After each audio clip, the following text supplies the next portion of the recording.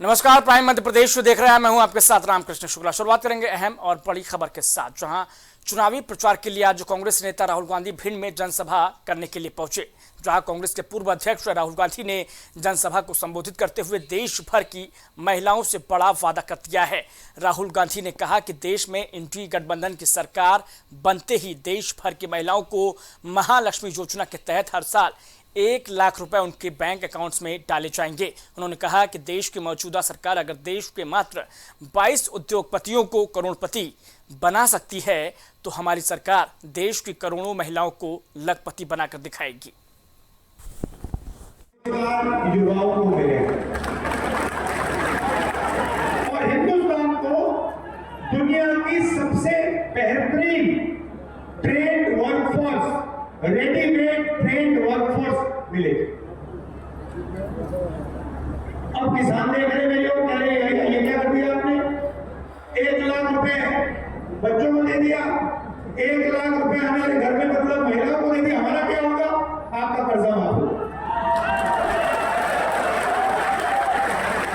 और आपको गारंटी कानूनी एमएसपी मिलेगी।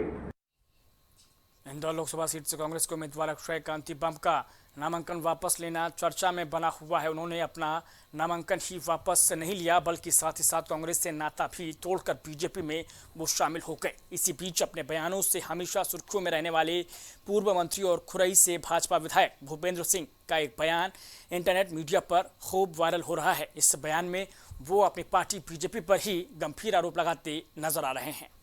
कांग्रेस को ये संदेश देने के लिए पर्याप्त है कि अब कांग्रेस समाप्त हो चुकी है। अब कांग्रेस का कोई भविष्य देश में और मध्य प्रदेश में नहीं है और इसलिए अब कोई भी कांग्रेस में अच्छे लोग रहना नहीं चाहते। कांग्रेस की तुष्टीकरण की राजनीति, कांग्रेस की धर्म विरोधी राजनीति, कांग्रेस की राष्ट्र विरोधी राजनीति, कांग्रेस के द्वारा विदेशी ताकतों को लाभ पहुंचाया जाना, विदेशी ताकतों से सहयोग लेना, चाहे वो चीन हो, चाहे अन्य ऐसे अनेक विदेशी राष्ट्र हैं जो कांग्रेस को मजबूत करना चाहते हैं अपने हितों के लिए।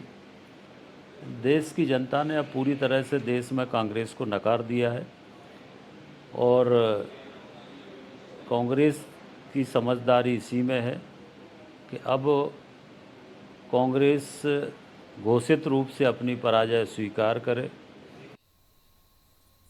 सागर लोकसभा सीट से कांग्रेस से प्रत्याशी गुड्डू राजा उर्फ चंद्रभूषण सिंह बुंदेला जनसंपर्क के दौरान खुरई पहुंचे, जहां कांग्रेस कार्यकर्ताओं ने ढोल नगाड़ों के साथ उनका जोरदार स्वागत किया। इसके बाद गुड्डू राजा ने गढ़ौला नाका से शक्ति प्रदर्शन का रोड शो भी किया। इस रोड शो में बीना विधायिका, निर्मला ब्लॉक कांग्रेस अध्यक्ष साकिर खान सहित बड़ी संख्या में कांग्रेस के कार्यकर्ता मौजूद रहे। चाहते हैं कि सांसद को जिम्मेदारी से समझना चाहिए था। एम्स खुलवाने की व्यवस्था करते या अच्छे नर्सिंग होम बनाते या अच्छे अस्पताल बनाते। जो सरकारी अस्पताल है वहाँ डॉक्टर ही नहीं है और शिक्षा के माहौल देख लें आप, वहाँ शिक्षा स्कूलों में मास्टर नहीं है। और भारत रत्न मिलना चाहिए था डॉक्टर हरि सिंह गौर साहब को। क्या किसी ने कोशिश की? नहीं की। लेकिन हम ट्राई करेंगे, हम कोशिश करेंगे। ये सब चीज़ें मुद्दे हैं। और यूथ के लिए कोई जॉब के लिए व्यवस्था नहीं की। बेरोजगारी बढ़ती जा रही है, कोई रोजगार दे नहीं रहे हैं, तो यूथ बाहर भाग रहा है, पलायन कर रहा है, काम करने के बाहर भागना पड़ रहा है। ये सब व्यवस्था देखो, अपन यूथ है तो यूथ की भी सोचेंगे। ये हमारा है कि किसानों का तो हमारी पार्टी ने, आपने देखा होगा, 5 गारंटी है।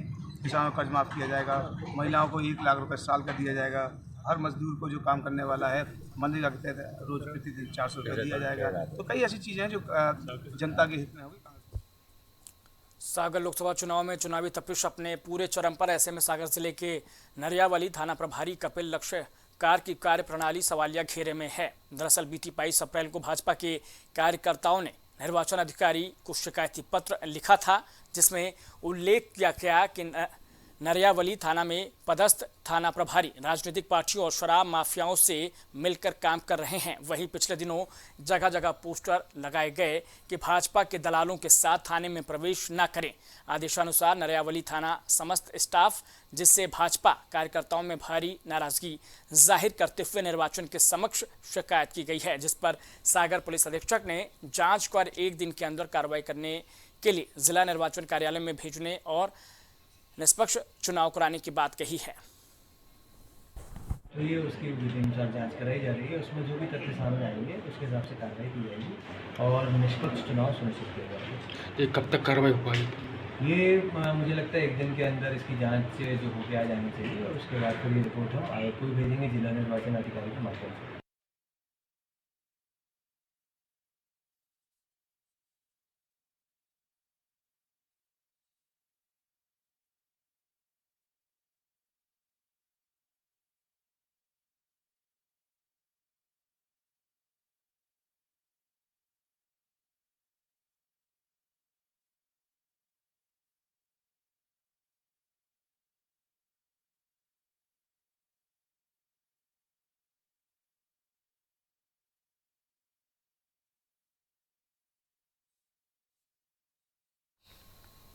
शिवपुरी को जल संकट से निजात दिलाने के लिए लगातार कोशिशें जारी और इसी के तहत सरकारी योजनाओं के नाम पर करोड़ों रुपए पानी के तरीके से बहा भी दिए गए हैं। लेकिन धरातल पर हालात ये है कि लोगों को गड्ढों से कीचड़ युक्त पानी को छानकर पीना पड़ रहा है। ये हालात किसी सुदूर गांव के नहीं बल्कि शहर के वार्ड क्रमांक 16 के हैं। गौशाला के रहने वालों को पानी की एक एक बूंद के लिए संघर्ष करना पड़ रहा है। बावजूद इसके उनके सुध लेने वाला कोई नहीं है। अब सवाल ये उठता है कि शहर में लाखों करोड़ों रुपए खर्च कर डाली गई सिंध जलावर्धन योजना के बाद भी लोग गंदा पानी पीने को मजबूर हैं, तो ये जवाबदेही किसकी है? हाँ, और बड़ा खराब डर है। खराब पड़े हैं? कितने बोर थी वहाँ? गाँव में दो बोर आते, एक शंकर जी के मंदिर था, एक मस्जिद के बराबर है। अच्छा, दोनों ही खराब पड़े हैं? दो भी खराब डर है। बोर कैसे ही अब चांद के रात को थोड़ा बहुत भर जाता है, सुबह लगा लेती है पानी इसमें। तो आपकी कॉलोनी में तो मकान बहुत है? ज्यादा मकान है, बहुत परेशानी आती है, पूरे बोर खराब डली। और जो आप वो गड्ढे वड्ढे खोद के पानी गड्ढे वो वहाँ पे वो भी सूख गए। भी आपके ध्यान में रहे, यदि गंदा पानी है तो गंदा पानी उसका जांच भी होना चाहिए। कई बार उससे टाइफाइड या कई बीमारी होती है, ठीक है। और ये चीजें कई जगह के संदर्भ में ये बात कहीं न कहीं से पुष्टि भी हो जाती है कि क्या हो रहा है। तो इसको देखो, जिनको दिक्कत है तो पानी में मतलब कोई भी लापरवाही नहीं चलेगी। लापरवाही यदि करोगे तो फिर पनिश हो, ठीक है। तो वो किसी दूसरे पे मत छोड़िए कि उसका काम है। आपको पता है सीएमओ पर्सनली जिम्मेदार है कि वो क्या कर रहे हैं पानी में। और आप लोग सभी, आप जो ग्रामीण क्षेत्रों में जो एसडीओज हो, जो भी हो, आप सभी इस चीज को इंश्योर करोगे कि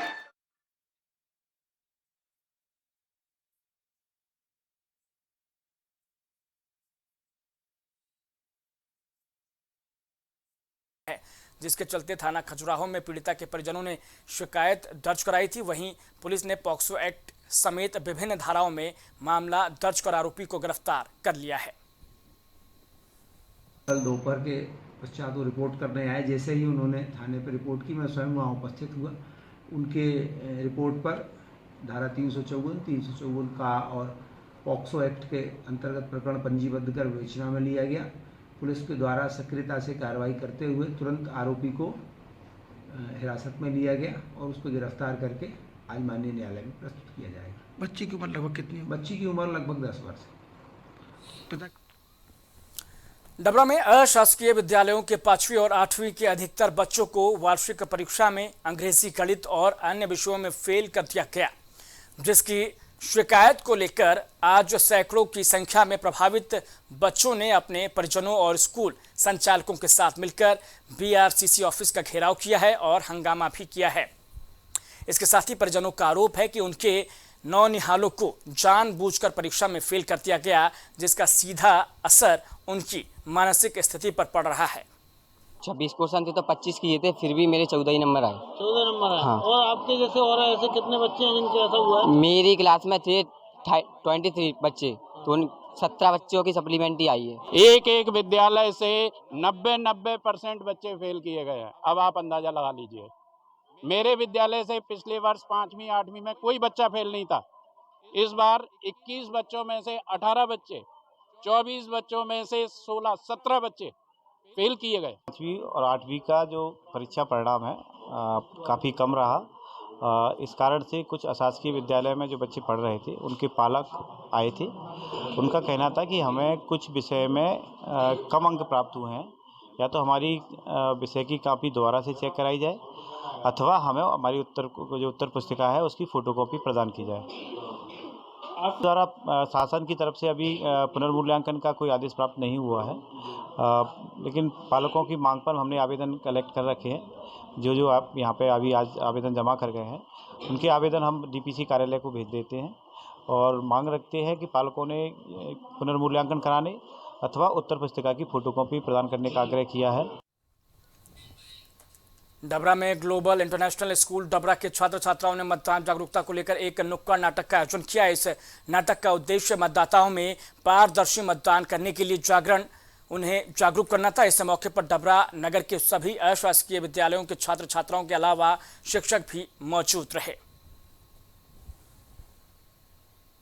यह कार्यक्रम हमने लोगों को जागरूक करने के लिए रखा है कि किस प्रकार काफ़ी लोग वोट देने नहीं जाते या किसी भी लालच में आकर अपना वोट गलत हाथों में दे देते हैं, गलत जगह दे देते हैं, जो कि बहुत बाद में लोग पछताते भी हैं इस चीज़ पर। इसलिए हम लोग ने यह जागरूक करने के लिए रखा है कि अपना वोट सही जगह दें। मतदाता के संबंधित नुक्कड़ नाटक रखा गया है। इसका मुख्य उद्देश्य यह है कि जो हमारे लोग हैं वो अधिक से अधिक मतदान करें।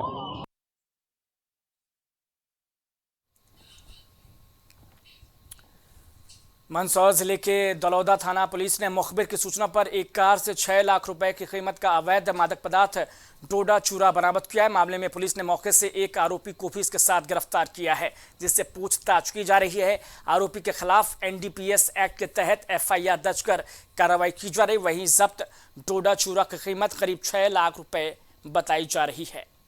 एक मारुति गाड़ी से बिना नंबर के से 1 कुंटल 20 किलो डोडा चूरा जब्त किया गया है। डोडा चूरा कीमती करीब 6 लाख रुपए का है। गाड़ी की कीमत लगभग 7 लाख रुपए है।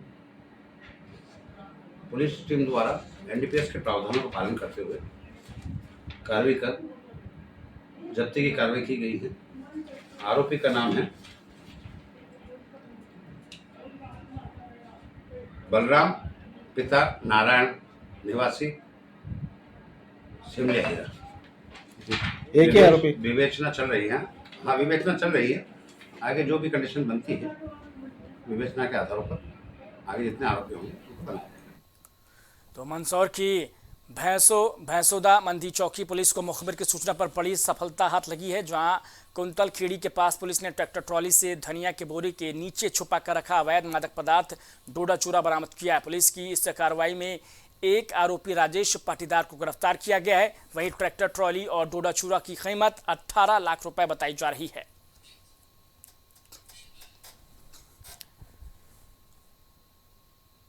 खबर झाबुआ के पेटलाबाद थाना इलाके के गांव बावड़ी से है, जहां नमकीन खाने से एक परिवार फूड पॉइजनिंग का शिकार हो गया। इससे एक 7 साल की मासूम की मौत हो गई, जबकि 3 लोग गंभीर रूप से घायल हो गए हैं। जहां पीड़ितों का इलाज जारी है। वहीं पेटलाबाद तहसीलदार हुकुम सिंह निगवाल ने बताया कि पीड़ित परिवार की तबीयत डिहाइड्रेशन की वजह से बिगड़ी थी। एक 7 साल की बच्ची की मौत हुई है। बाकी 3 लोगों का इलाज चल रहा है। तीनों मरीज खतरे से बाहर बताए जा रहे हैं। ये लोग लेके आए हैं, जिसमें 4 बजे के लगभग यहाँ लाए। जिस बालक की मृत्यु हुई उसके माता पिता तो दोनों बाहर मजदूरी के लिए गए थे। उनकी दादी लुणीबाई पति नारू और सोनाली मुकेश और विजय मुकेश इनको अस्पताल भर्ती थे। और इसी दौरान आयुष पिता राजू ये इनका भी इलाज के लिए अस्पताल में कल 4 बजे लाए थे। इसके पूर्व इनने ग्राम बावड़ी में इलाज कई जगह करवाया था। इनको उल्टी हो रही थी, तो जिसमें संबंधित डॉक्टर ने और डिहाइड्रेशन का होना बताया गया है। और करीब इलाज के दौरान शासकीय अस्पताल में जो आयुष पिता राजू इसकी करीब उम्र 7 वर्ष होगी, जिसकी मृत्यु अस्पताल में हो गई है। और डॉक्टर द्वारा बताया गया कि डिहाइड्रेशन हुआ है।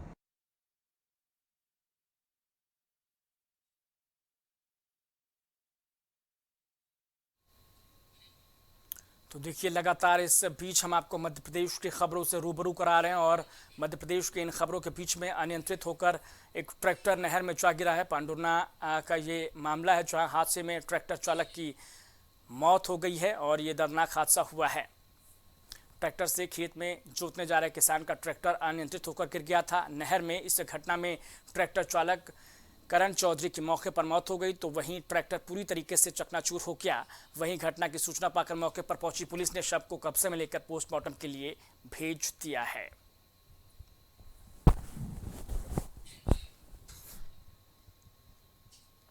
नरसिंहपुर जिले के सतपुड़ा के जंगलों में बीते सोमवार की शाम को दिलेरी बीट में एक तेंदुए का शव मिला था। तेंदुए की उम्र करीब 2 साल बताई जा रही है। वहीं सूचना मिलने के 12 घंटे बीत जाने के बाद भी वन विभाग के अधिकारी घटनास्थल पर पहुंचे और डॉग स्क्वाड के साथ जांच शुरू की है।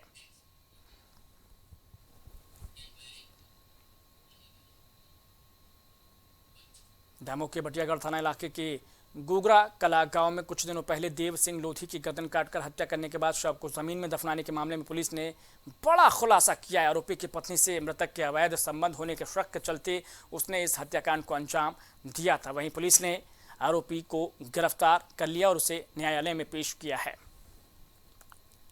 ग्राम गुगरा कला में 1 माह पहले लगभग गुलाब सिंह लोधी का गुम इंसान पैदा हुआ था। इसकी विवेचना में यह ज्ञात हुआ है कि आरोपी महेंद्र गौड़ द्वारा इसको अपनी बीवी से अवैध संबंध के संदेह में मारकर इसका गला काटकर काट दिया गया था, जो कि आरोपी महेंद्र सिंह गौड़ को गिरफ्तार करके आज न्यायालय पेश किया जा रहा है। सर, मृतक के परिजनों के द्वारा मृतक की पहचान कर ली गई है? मृतक के परिजनों द्वारा पहचान कर ली गई है। वहाँ पे ID कार्ड भी। रेलवे में नौकरी लगवाने के नाम पर डबरा के 2 युवकों ने एक युवक से 15 लाख रुपए ठग लिए। युवक को रेलवे का फर्जी बुकिंग क्लर्क बना दिया। दिल्ली में मेडिकल करने के बाद झारखंड में ट्रेनिंग भी करा दी गई है, लेकिन जब मामला खुला तो नौकरी के सारे दस्तावेज फर्जी निकले हैं। दरअसल डबरा के रहने वाले अभिषेक शर्मा और उसके बहनोई पंकज शर्मा ने झांसी के रहने वाले एक बेरोजगार युवक अनिल पाल को 15 लाख का चूना लगा दिया। जीजा साले ने ये धोखाधड़ी ठगी रेलवे में बुकिंग क्लर्क की नौकरी के नाम पर की है। अब पीड़ित युवक अभिषेक सहित उसके बहनोई पंकज शर्मा के चक्कर लगा रहा है, लेकिन ये लोग पैसे वापस नहीं कर रहे हैं। अनिल पाल को धमका रहे हैं। पीड़ित ने पुलिस में शिकायत दर्ज कराई है। अभिषेक शर्मा नाम है, जिन्होंने 15 लाख की ठगी की है रेलवे के नाम पे। कहाँ के रहने वाले हैं? मैं अभिषेक है, डबरा का रहने वाला, मंगरौरा गांव है उसका, और अभी हाल ही में निवासी नाका चंद्रवदनी गली नंबर 2 में रहता है और यहाँ मेडिकल पे काम करता है। डॉक्टर नवीन कुशवाहा के यहाँ पे महल गाँव में। अच्छा, किस तरह की धोखाधड़ी की गई है आपके साथ? 15 लाख की 15 लाख की रेलवे के नाम पे फ्रॉडगिरी की गई है। किस पोस्ट पे नौकरी लगवानी है? बुकिंग क्लर्क के नाम पे। हाँ, उसमें कुछ आपको IC बना के दिया रेलवे का? हाँ, मेरे पास ID कार्ड है और मेरे पास ज्वाइनिंग लेटर है और उसका मेडिकल का वो है। मेडिकल भी करवाया गया? मेडिकल भी दिल्ली में करवाया गया है और ज्वाइनिंग लेटर मुझे नाका चंद्रवदनी गली नंबर 2 पे मिला है। अभी एक फरियादी हैं अनिल पाल, लक्ष्मीगंज जनकगंज के रहने वाले हैं। इनके द्वारा एक आवेदन इस आशय से प्रस्तुत किया गया है कि रेलवे में नौकरी लगवाने के नाम पे इनसे एक युवक है जो झांसी रोड थाने में निवास करता है और गली नंबर 2 में रहता है नाका चंद्रवदनी में। उसने अपने घर पर इनके साथ में नौकरी लगवाने की डील की और इनको कुछ आई कार्ड वगैरह भी दिए, ज्वाइनिंग लेटर भी दिया गया गली नंबर 2 में, जिस पर से थाना प्रभारी झांसी रोड को एक जांच अभी यहाँ से आदेशित की गई है। सौसर के जामसावली रोड स्थित पेट्रोल पंप पर उस वक्त हड़कंप मच गया जब एक व्यक्ति अपनी मोपेड बाइक में पेट्रोल भरवाने के बाद बाइक स्टार्ट करने के लिए किक मारता है। मोपेड स्टार्ट नहीं हुई, लेकिन अचानक इस पार्किंग होने से उसकी बाइक में आग लग गई। हालांकि पेट्रोल पंप के कर्मचारियों ने फुर्ती दिखाते हुए आग पर काबू पा लिया और किसी भी तरीके की हानि नहीं हो सकी।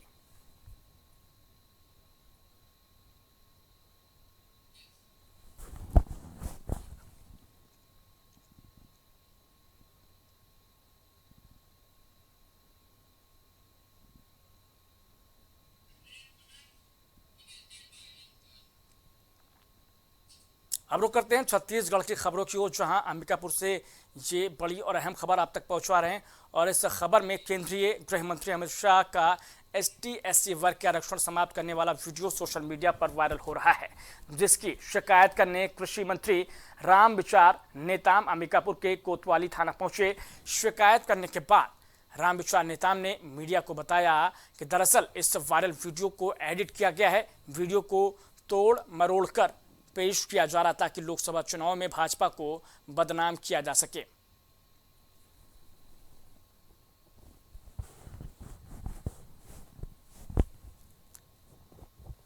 आवेदन दिए हैं, जिस पर अभी अपन आवेदन लिए हैं, जांच की कार्रवाई की जाएगी। उसमें यही बात दिया गया है कि आरक्षण हटाने को लेकर के कहा गया है माननीय अमित शाह जी के द्वारा, और जो उनके द्वारा ऐसा नहीं कहा गया है, और इसीलिए उन्होंने आवेदन में लिखा है कि इस तरह से लोग वोट प्राप्त करने के लिए ऐसा पहले भी सुने होंगे, और अभी की जो तत्कालिक जो घटना है जिसमें हमारे देश के पूर्व राष्ट्रीय अध्यक्ष भारतीय जनता पार्टी के वर्तमान में भारत के गृह मंत्री आदरणीय अमित शाह जी के बयान को कहां से एक कूट रचित एक वीडियो बनाया गया। कोरबा जिले से बैगा परिवार की एक महिला निर्दलीय चुनाव लड़ने जा रही है। बैगा महिला कोरबा लोकसभा क्षेत्र से चुनाव लड़ेगी, जो सरोज पांडे और ज्योत्सना महंत के खिलाफ चुनाव लड़ रही हैं। कोरबा लोकसभा क्षेत्र में बीजेपी और कांग्रेस प्रत्याशी के अलावा कुल 27 कैंडिडेट्स मैदान में हैं। इस चुनाव में मनवाही विधानसभा के दूरस्थ गांव में विशेष पिछड़ी जाति के ये लोग तमाम मुद्दों को लेकर चुनाव लड़ रहे हैं, और ऐसे में ये चुनाव अब बेहद दिलचस्प हो चुका है। पारा बेंद्रा पानी पंचायत साले घोरी। ये बताइए, घूम घूम के प्रचार कर रहे हो, कितने संतुष्ट हो आप अपनी जीत को लेकर? हमारा संतुष्ट बहुत है कि हमारे पक्ष में बहुत लोग हैं, अपने मतलब बैगा जाति। अचानक क्या सोच के चुनाव मैदान में उतरना पड़ा आपको? अचानक ऐसे सोचे कि हमारे बैगा जात के लिए कोई वो नहीं है।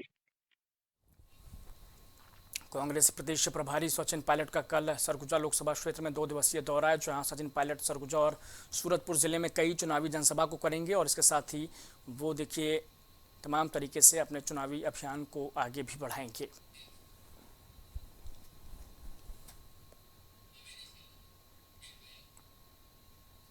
लोकसभा चुनाव के मद्देनजर मुख्यमंत्री विष्णुदेव साय बिलासपुर पहुंचे। सीएम साय बिलासपुर लोकसभा से भाजपा प्रत्याशी तोखन साहू के नामांकन में शामिल हुए। इस दौरान उन्होंने तमाम जो है लोगों के साथ इस जनसभा को संबोधित किया, और साथ ही साथ उन्होंने विपक्ष पर निशाना भी साधा है।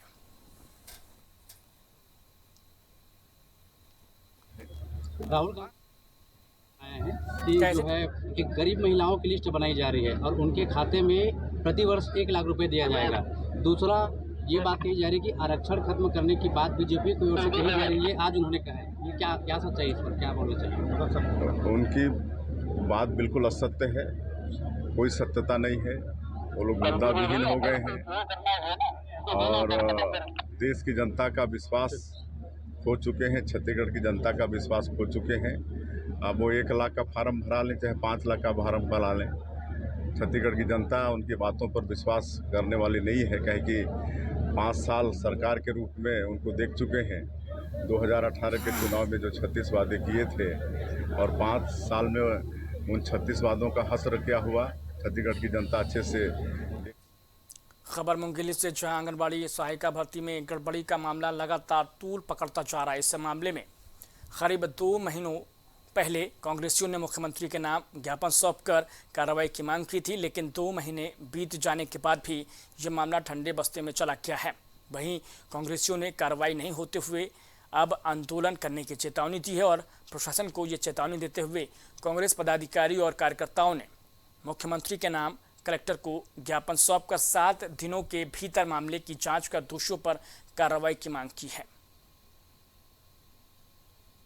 पूरा भ्रष्टाचार दिखाई दे रहा था, उसके संदर्भ में हमारे द्वारा शिकायत किया गया था। शिकायत के बाद प्रशासन के द्वारा, जिला प्रशासन के द्वारा, कलेक्टर साहब के द्वारा यह कहा गया था कि उचित जांच होगी, उचित कार्रवाई होगी, दूध का दूध होगा, पानी का पानी होगा। मेरे को ऐसा लगता है कि जब से भाजपा सरकार बना है हर चीज़ों में घोटाला ही घोटाला है, और एक तरफ ये भाजपा सरकार चिल्लाती है कि यूपीएससी में घोटाला, उसकी जांच हो रही है। यहाँ मुंगेली में आंगनबाड़ी कार्यकर्ता और सहायिका भर्ती में इतना बड़ा घोटाला है, इसका तो जांच कर लो। मुख्यमंत्री यहाँ कितने बार आके चले गए, यहाँ मुख्यमंत्री को हमारे द्वारा ज्ञापन सौंपा गया है, आज तक उस पर कोई कार्रवाई नहीं हुई। आज तो इस बुलेटिन में इतना है, लेकिन बने रहिए प्राइम टीवी के साथ। कुछ भाव पुष्प। आप देख रहे हैं प्राइम टीवी, सच साहस सरोकार। हरी कृपा रामबाण तेल इस्तेमाल करने का क्या प्रभाव पड़ा? मैम, हमने टीवी पे ऐड देखा रामबाण तेल का, तो उसको मैं बच्चों से कह के मंगवाया। मेरे घुटनों में दर्द काफ़ी देरों से रहती थी, फिर उसको मैं 10-15 दिन इस्तेमाल किया। उसके बाद मेरे को काफ़ी राहत महसूस हुई, कामकाज में, भाग दौड़ में मेरा काफ़ी मतलब ठीक ठाक रहा। अब उससे हमको बहुत ज़्यादा राहत है। मैं मार्केटिंग का काम अपने आराम से कर लेता हूँ।